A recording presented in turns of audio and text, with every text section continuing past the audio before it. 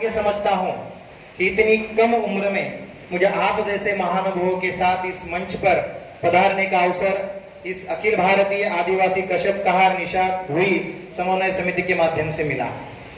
मैं इस हरियाणा के पवित्र पावन भूमि को भी प्रणाम करता हूँ, जिसे हम महाभारत के स्वरूप से जानते हैं, और यहाँ से नजदीक पानीपत का युद्ध भी पूरा देश जानता है, और वह भूमि आपके माध्यम से उस दर्शन करने का मुझे आज अवसर प्राप्त हुआ। मैं अनिल देवदास भट्ट राष्ट्रीय कार्यवाह विमुक्त घुमंतु जनजाति विकास परिषद के माध्यम से कार्य करता हूं। बल्कि महाराष्ट्र में जो बंजारा समाज है, जो विमुक्त घुमंतु जनजातियों में वहां से बिलोंग करता है, उसका भी महाराष्ट्र का अध्यक्ष के रूप में कार्य करता हूं। मित्रों, इस आज जो मंच पे आदरणीय दादा इदाते बैठे हैं, महाराष्ट्र में विमुक्त घुमंतु जनजातियों की अवस्था 1997 के पूर्व इतनी खराब थी कि वहां पहली बार मुझे लगता है देश को दिशा देने वाली एक समिति गठित हुई थी। उसे इदाते समिति के नाम से जाना जाता है, और उसी समिति ने 1999 में रिकमेंडेशन किया था कि देश भर इस विमुक्त घुमंतु जनजातियों का समाज इतना पिछड़ा है, आज तक की व्यवस्थाओं का दलित और आदिवासियों के आगे ध्यान ही नहीं गया। उससे पिछड़ा यह समाज है। कम से कम दलित समाजों के लिए, आदिवासी समाज के लिए खुद की जमीन है, खुद की भूमि है, खुद का घर है, लेकिन यह समाज स्वतंत्रता के बाद जो समाज अंग्रेजों के साथ लड़ा है, जो समाज पूर्ण इसी धारा से जाना जाता है कि यह गुनहगार है, यह समाज भिखारी है, जैसे घुमक्कड़ है, लेकिन यह देश का यह पहला समाज है जो आद्य क्रांतिकारी समाज है। लेकिन इस व्यवस्थाओं ने उसे क्रिमिनल एक्ट के तरफ एक अलग सी दिशाओं में उसे भटका दिया। जिस समाज जहां यह इस देश पर परकीय आक्रमण हुए, हमारी संस्कृति, हमारी धारा, हमारी लोक परंपरा, इन सबको नष्ट करने का कार्य हुआ, तब यही समाज है, इस समाज ने देवी देवताओं के अपने सिर के ऊपर लिया और घर घर जाके देवी देवताओं का, हमारे धर्म का प्रचार किया। लेकिन इस व्यवस्थाओं ने उस समाज को बेघर बना दिया।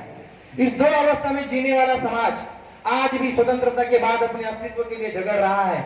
एक समाज पूरे देश में अलग अलग नाम से जाना जाता है। कहाँ आप निषाद बोलते हो, कहाँ भोई है, कहाँ कोली है। जैसे हमारे अभी महाराष्ट्र के विधायक भी जो है, अभी उनको बीजेपी ने एमएलसी पे लिया है, रमेश दादा पाटिल, वो कोली महासंघ के काम करते हैं। एक ही समाज है, एक ही राज्य में। आपको आश्चर्य होगा कि महाराष्ट्र में एक ही कैकाड़ी समाज है, लेकिन आधे महाराष्ट्र में एससी में है और आधे महाराष्ट्र में एनटी में है, डीएनटी में है। इतनी कोई सुनने वाला नेता नहीं है। तब जाके महाराष्ट्र में वहां उस समय के उप मुख्यमंत्री गोपीनाथ जी मुंडे साहब थे, और उन्होंने एक समिति गठित की, और उस समिति ने पहली बार जो पहली सिफारिश थी, इस समाज के लिए अलग सा मंत्रालय गठित हो, इस समाज के लिए महाराष्ट्र में नहीं पूरे देश भर का अभ्यास करने हेतु एक आयोग गठित हो। और तभी अटल जी ने घोषणा भी की थी, आयोग का गठन भी हुआ।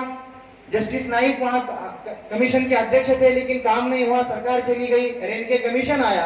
रेनके कमीशन 2006 में अपॉइंट होने के बाद 2014 तक उसका चला, और बाद में सरकार ने वो भी आयोग हमें मंजूर नहीं है और एक आयोग चाहिए, फिर वो भी सरकार चली गई। इतना जो पीरियड है कमीशन में कमीशन करते चला गया, और 2015 में आदरणीय दादा इदाते जी की अध्यक्षता में इस देश में एक ऐसा कमीशन बना, एक ऐसी सरकार बनी। इस सरकार ने पूर्ण अधिकार स्वरूप उस कमीशन को अधिकार दिए, पूरा स्टाफ दिया, और 36 राज्यों में इस कमीशन के अध्यक्ष हेतु लेह लद्दाख से लेकर एक कम्युनिटी नहीं छोड़ी। शेपर्ड कम्युनिटी को ढूंढने के लिए तो उन्होंने 2 दिन तक वहां लेह लद्दाख में अपना डेरा डाल दिया था।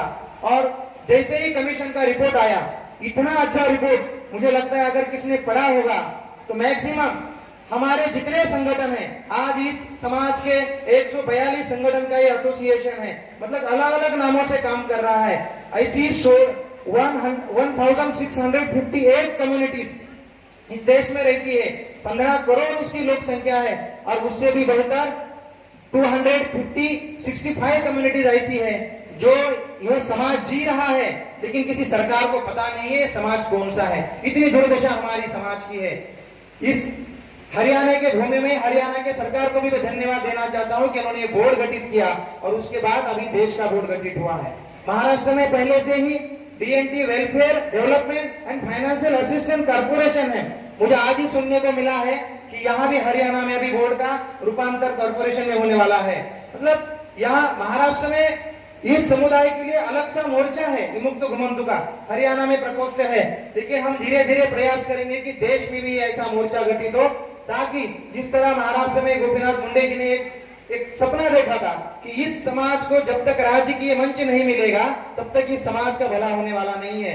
हम रास्ते पे कितने भी लड़े, लेकिन सदन में आवाज उठाने वाला कोई व्यक्ति चाहिए। मैंने जब आपकी ये पत्रिका देखी तो कम से कम इतने महानुभावी समाज से बिलोंग करते हैं, अगर यह लोग संसद में आवाज उठाने लगेंगे तो मुझे लगता है इस कम्युनिटी का भला होने से कोई रोकने वाला नहीं है। आज तक एससी और एसटी के आगे ध्यान नहीं गया, लेकिन पहली बार इस देश का प्रधानमंत्री विमुक्त घुमंतुओं के बारे में बोल रहा है। पहली बार राज्यसभा और लोकसभा में विमुक्त घुमंतु के जनजातियों का आवाज आ रहा है, क्योंकि सदन में बातें नहीं आएगी, रिकॉर्ड नहीं होगा। तो जैसे मैं भी प्रशासन में काम करता हूँ, जब तक रिकॉर्ड नहीं आता है तो उसके ऊपर एक्शन नहीं होती है, नीचे तक पूछा नहीं जाता है। आज तक क्या हुआ है, आज तक जैसे सरकार से कोई निचले तहसील तक गया है तो तहसील वाले लिखते हैं कि ये समाज हमारे यहाँ पे नहीं है, हम लोग पढ़ते नहीं है। लेकिन जिस संगठन से मैं बिलोंग करता हूँ, हम चाहते हैं कि जिस तरह से 25 साल पहले आदरणीय दादा ने महाराष्ट्र में इस समाज का संगठन चालू किया, और आपको बताने में मुझे गर्व होगा कि महाराष्ट्र में आज पॉलिटिक्स में पावरफुल विमुक्त घुमंतु जनजाति है। कितने एमएलसी है, कितने एमपी है, 4-5 कैबिनेट है वहां पे। लेकिन इसी तरह पूरे देश में अगर होना हो, एक संगठन विमुक्त घुमंतु जनजाति का, अपने अपने संगठन निश्चित स्वरूप से होने चाहिए, अपने अपने समाज का संगठन और प्रबोधन होना जरूरी है। लेकिन उस आखिरी स्तर जो अंत्योदय का जो सपना देखा था, वो आखिरी स्तर का जो आदमी है और सरकार है, दोनों के बीच में अगर कोई कोऑर्डिनेटर कम्युनिटी कांटेक्ट पर्सन बनने का काम हम लोगों को करना होगा, तो एक ऐसा संगठन देश भर में खड़ा होना बहुत जरूरी है। और दिल्ली के आसपास इसका प्रभाव होना भी बहुत जरूरी है, ताकि हमारी समस्याएं ताकि तहसील तक और जिले तक न सीमित हो, ये संसद तक चली जानी चाहिए। और इसके माध्यम से काम करने के लिए संगठन का काम करना है।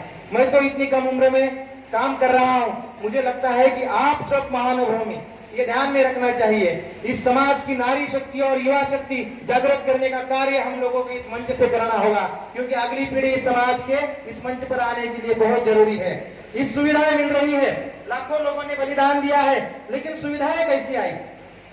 बहुत से समाज ऐसा है उनकी बोली भाषा अपने घर में बोली नहीं जाती है, क्योंकि जैसे शिक्षा का प्रभाव हुआ है, अलग अलग सुविधा साधनों का प्रभाव हुआ है, हमारी लोक परंपरा, हमारी लोकधारा, हमारी संस्कृति हमारे पीढ़ियों को आने के लिए हम लोग कहाँ तो कम हो रहे हैं। इस मंच के माध्यम से उन युवाओं को, इन स्त्री शक्ति और युवा शक्तियों को जागृत करने का काम हमको करना होगा। और धीरे धीरे इस समाज के साथ साथ एक बड़ा संगठन इस देश के मंच पर खड़ा हो, और आदरणीय दादाजी के माध्यम से वो खड़ा हो। आज एक बड़े विधायक पद पे खड़े हैं, इनके हाथों में आज कलम है, इनके हाथों में विकास और कल्याण हेतु विविध योजना है, और उस योजनाओं को आखिरी स्तर तक ले जाने के लिए हम काम करना होगा। मैं फिर से आप लोगों को धन्यवाद प्रदान करता हूं कि आप लोगों ने मुझे ये मंच प्रदान किया ताकि मैं अपनी बातें रख सकूं। धन्यवाद।